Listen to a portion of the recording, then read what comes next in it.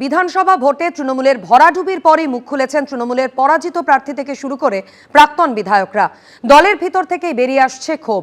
কালো নিশানায় অভিষেক বন্দ্যোপাধ্যায়, তো কেউ সমালোচনা করছেন আইপ্যাকের। অভিষেক বন্দ্যোপাধ্যায় আজকালকার আধুনিক নেতা।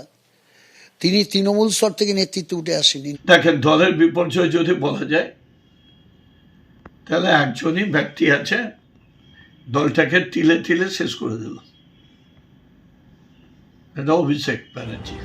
বিজেপির ঝড়ে ধুয়ে মুছে গেছে তৃণমূল। গণতান্ত্রিক অধিকার প্রয়োগ করে মাঝরাত থেকে তাদের টেনে নামালো পশ্চিমবঙ্গবাসী। আর এই ভয়ঙ্কর পরাজয়ের পর তৃণমূলের অন্দরেই একে একে উঠছে ক্ষোভের সুর, সমালোচনার সুর। এ যেন সদর দপ্তরে কামান দাগা। কলকাতার কাশীপুর বেলগাছি আসন থেকে এবার বিজেপির রিতেশ তিওয়ারির কাছে 1651 ভোটে পরাজিত হয়েছেন তৃণমূলের প্রার্থী অতীন ঘোষ। অথচ এই অতীন ঘোষই হলেন মমতা বন্দ্যোপাধ্যায়ের ঘনিষ্ঠ নেতাদের অন্যতম। তৃণমূলের দীর্ঘদিনের সৈনিক শুধু নন, তিনি কলকাতা পুরসভার ডেপুটি মেয়র।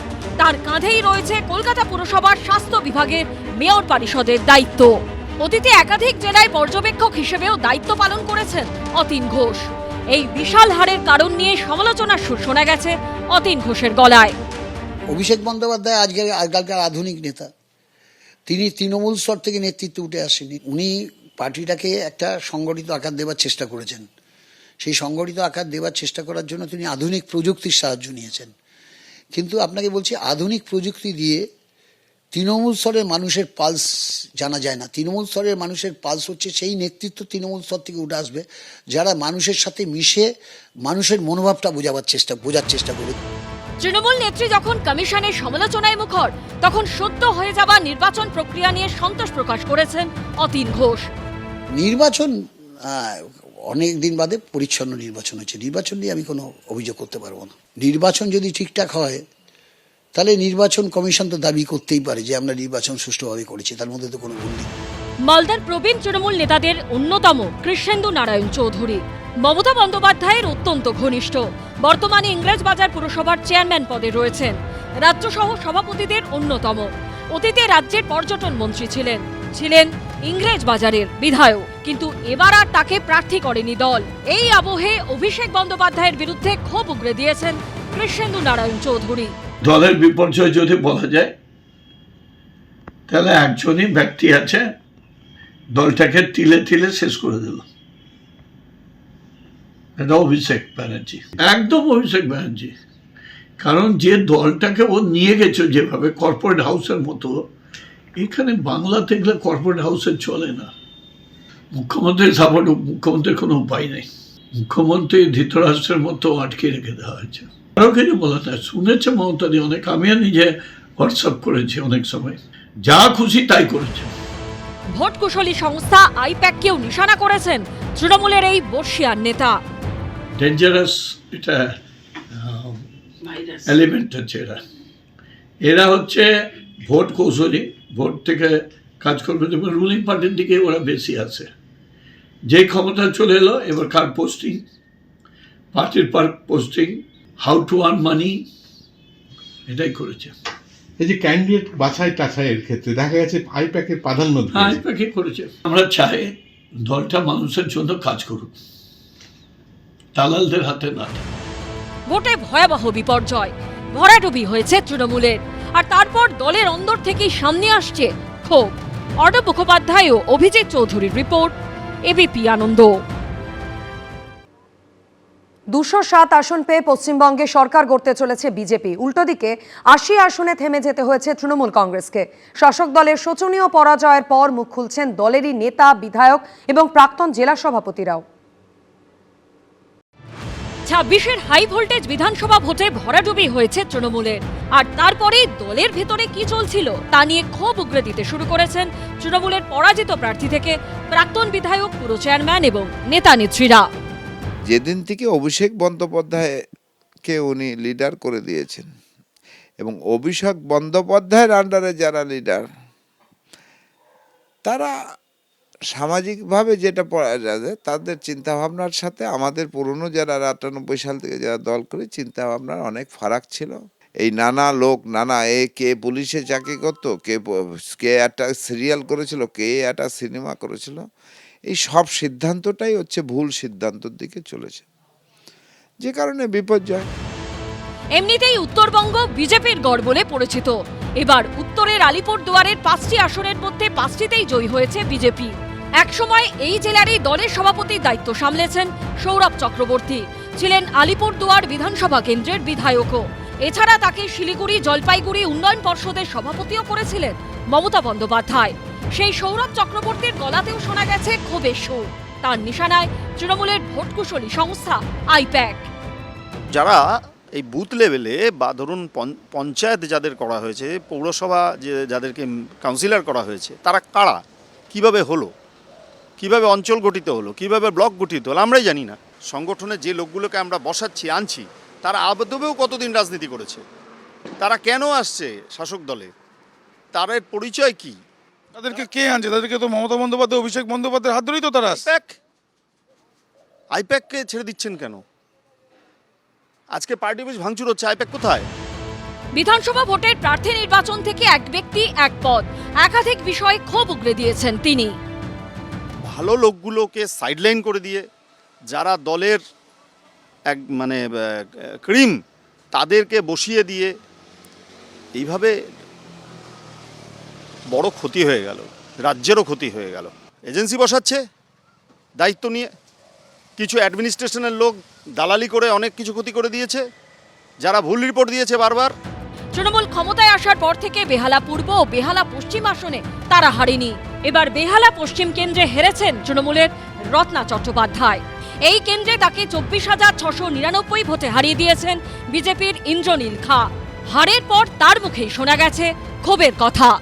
নেতাদের কাছে গিয়ে ঔদ্ধত্য পায়, অহংকার পায়, নেতারা কথা শুনতে না চায়, নেতাদের কাছে গেলে তারা মানে অ্যাভয়েড করার চেষ্টা করে, তখন মানুষ বিরক্ত হয়, অবশ্যই হয়। সিন্ডিকেট কিছুটা হয়েছিল, নো ডাউট। আমার মতন অনেকেই আছে যারা করেনি, কিন্তু আবার অনেক আছেও হয়তো করেছে, যেটা মানুষকে বিষিয়ে দিয়েছে, মানুষের কাছে হয়তো একটা বিরক্তকর ব্যাপার তৈরি হয়েছিল। দল ক্ষমতা হারাতে তৃণমূলের নেতা নেত্রীদের ক্ষোভের বিস্ফোরণ ঘটেছে। এই জল আরো কতদূর গড়াবে সেটাই দেখার। সমীরণ পাল, আবিদ দত্ত ও পার্থপ্রতিম ঘোষের রিপোর্ট, এবিপি আনন্দ। শোচনীয় হার, 15 বছরের শাসনের অবসান। বিধানসভা ভোটের ফল প্রকাশের পর হারের কারণ নিয়ে কাটাছেঁড়া চলছে তৃণমূলের অভ্যন্তরে। এই আবহেই সামনে আসছে তৃণমূলের নেতাদের নানান ধরনের ক্ষোভ বিক্ষোভ। সবুজ ফিকে হয়ে পশ্চিমবঙ্গ এখন গেরুয়াময়। 26-এর ভোটে ডাবল সেঞ্চুরি পার করেছে বিজেপি। আর তৃণমূল 100-র কাছাকাছিও পৌঁছতে পারেনি। বিজেপি শিবিরে যখন উচ্ছ্বাসের আমেজ, তৃণমূলের ভেতর তখন বিদ্রোহের ঢেউ। সিউড়ির প্রাক্তন বিধায়ক বিকাশ রায়চৌধুরী, বীরভূম জেলা পরিষদের দুবারের সভাধিপতি, তার গলাতেও বিদ্রোহের সুর। নিশানায় সেই ভোট কুশলী সংস্থা আইপ্যাক। আইপ্যাক যদি আজকে দলে যে ক্ষতি হয়েছে, আইপ্যাককে যারা গুরুত্ব দিয়েছে আমি মনে করি তারা দলের শত্রু। এবং আইপ্যাক চোর ছাচোর এবং যারা পুরনো দিনের মানুষ, যারা তৃণমূল কংগ্রেসের জন্মলগ্ন থেকে ছিল, তাদেরকে বঞ্চিত করেছে। আমার মনে হয় কিসের বিনিময় তা জানি না, নিশ্চয়ই কিছু বিনিময় থাকতে পারে। হারের 24 ঘন্টা কাটতে না কাটতেই তৃণমূলের অন্দরে একে একে অনেকেই মুখ খুলতে শুরু করেছেন। ঠিকরে বেরোচ্ছে ক্ষোভ। চুঁচুড়ার প্রাক্তন তৃণমূল বিধায়ক অসিত মজুমদার, এবার আর তাকে প্রার্থী করেনি তৃণমূল। তার জায়গায় দল প্রার্থী করেছিল দেবাংশু ভট্টাচার্যকে। হেরে গেছেন দেবাংশু। দল চুঁচুড়ার আসন হারানোর পর ক্ষোভ চেপে রাখতে পারেননি এই বর্ষিয়ান তৃণমূল নেতা। আমরা অনেক দক্ষ লোককে ছেড়ে অদক্ষ লোকদের নিয়ে সংগঠন করার চেষ্টা করেছিলাম, এটা ভুল হয়েছে। একবারে সমস্ত পুরনো লিডার বিসর্জন দেয়া দলের কর্মীরা ভালো চোখে নেয়নি। আমাদের অনেকের উদ্ধত্ত অহংকার হয়ে গেছিল যে আমরাই বোধহয় শেষ কথা বলার লোক, সেটা মানুষ ভালোভাবে নেয়নি। অহংকার কি পতনের মূল কারণ? অবশ্যই।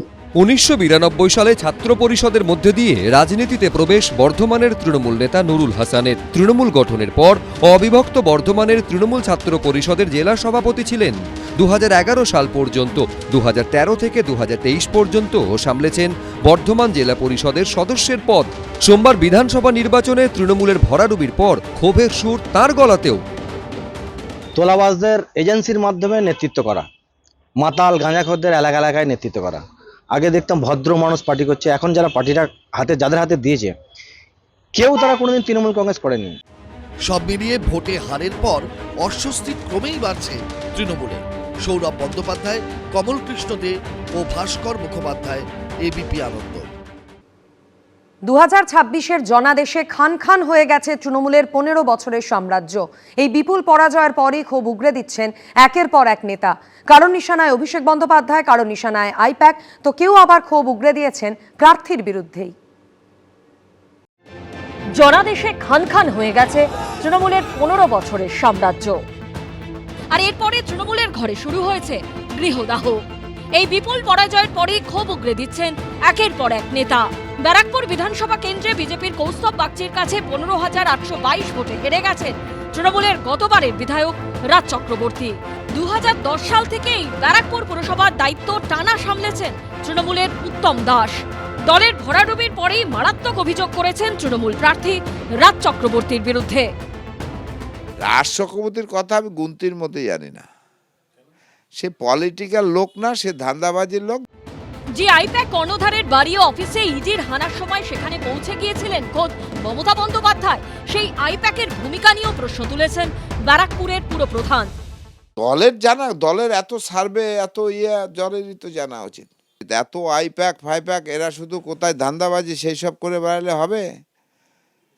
দল যদি সঠিক লোককে সঠিক জায়গায় দিত, তা না হলে এই যে এত চারিদিকে ক্ষোভ, সব জায়গাতেই তাই।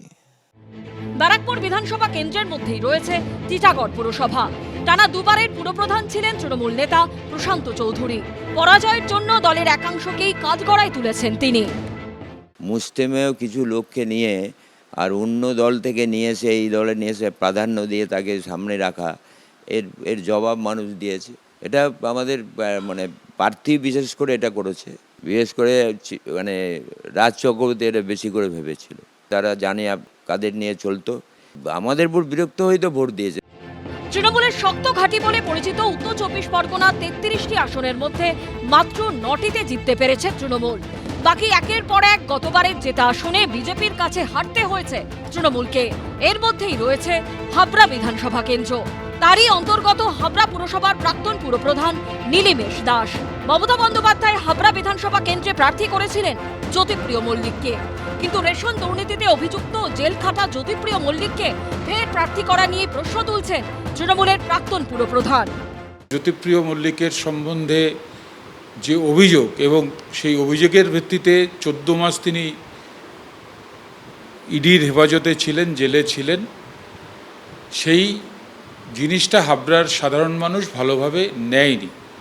কিন্তু দুর্ভাগ্য, হাবড়ার তৃণমূল কংগ্রেসের নিচু স্তর থেকে সমস্ত কর্মীদের যে আওয়াজ, সেটা তৃণমূল কংগ্রেসের সর্বোচ্চ নেতৃত্ব অবধি পৌঁছাতে পারেনি। সব মিলিয়েই ভরাডুবির পর ক্ষোভ উগরে দিচ্ছেন দলেরই একাংশ। সমীরণ পালের রিপোর্ট, এবিপি আনন্দ, উত্তর 24 পরগনা। এবিপি আনন্দ, এগিয়ে থাকে, এগিয়ে রাখে।